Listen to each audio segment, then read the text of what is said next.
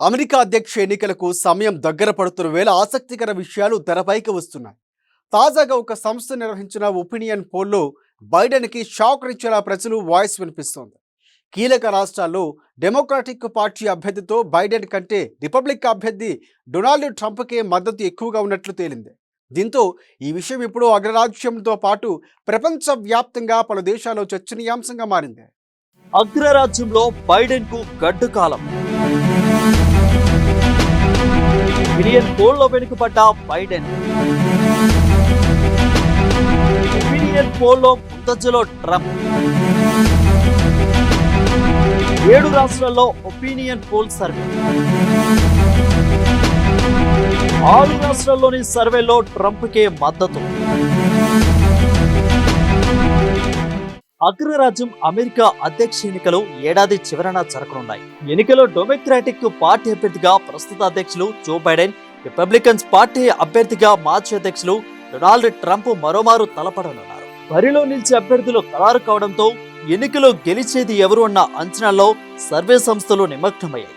తాజాగా ఒక కీలక సంస్థ ఒపీనియన్ పోల్ నిర్వహించింది. అందులో ఆసక్తికర విషయాలు వెల్లడించింది. కీలక రాష్ట్రాల్లో ప్రస్తుత అధ్యక్షులు బైడెన్, రిపబ్లికన్ పార్టీ అభ్యర్థి ట్రంప్ కన్నా వెనుకబడ్డారు.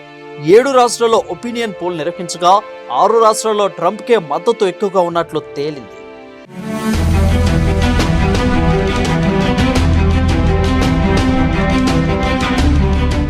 తాజా సర్వేలో జో బైడెన్ పనితీరుపై కొన్ని అంశాల్లో అసంతృప్తిగా ఉన్నట్లు ఓటర్లు తెలిపారు. దేశ ఆర్థిక వ్యవస్థ, ఉపాధి కల్పన వంటి సమస్యల పరిష్కారంలో ఆయన సామర్థ్యంపై సందేహం వ్యక్తం చేసినట్లు ఒపీనియన్ పోల్లో తేలింది.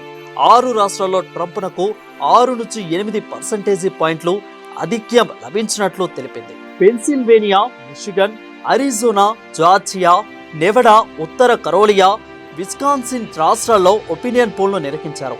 ఎన్నికల ఫలితాలను ఈ రాష్ట్రాలే అత్యధికంగా ప్రభావితం చేస్తేనే అంచనాలు కూడా ఉన్నాయి. ఒక విస్కాన్సియాలోనే మాత్రమే ట్రంప్ కంటే బైడెన్ 3 పాయింట్లతో ముందంజలో ఉన్నారు.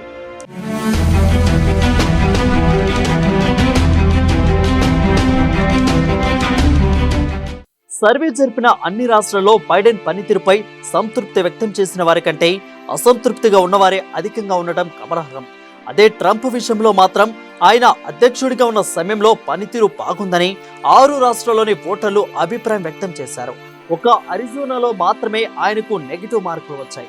మరోవైపు ప్రధాన పోల్స్ ను నిరంతరం పర్యవేక్షించే రియల్ క్లియర్ పాలిటిక్స్ మాత్రం బైడెన్, ట్రంప్ మధ్య హోరాహోరీ పోటీ ఉండనుందని తెలిపింది. ప్రధాన పోల్స్ ను సగటు ఆధారంగా బైడెన్ కంటే ట్రంప్ 0.8% పాయింట్లతో ముందంజలో ఉన్నట్లు వెల్లడించింది.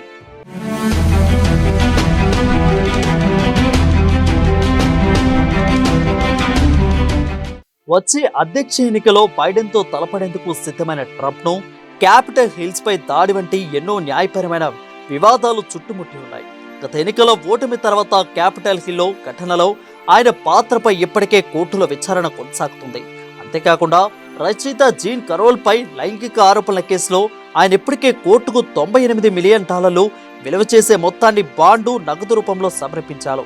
పులిట్జర్ పురస్కారం పొందిన పాత్రికేయులపై కేసు నమోదు చేసిన వ్యవహారంలో వారికి న్యాయపరమైన ఖర్చుల కింద కోర్టు ఆదేశాల మేరకు సుమారు $3.93 చెల్లించారు.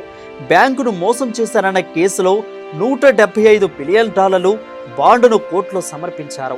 మరోవైపు ఓ కంపెనీపై తప్పుడు కేసు విషయంలో బ్రిటిష్ కోర్టు ఆదేశాల మేరకు $3.82 లక్షల లీగల్ ఫీజుల కింద కట్టించాల్సిన పరిస్థితి ఏర్పడింది.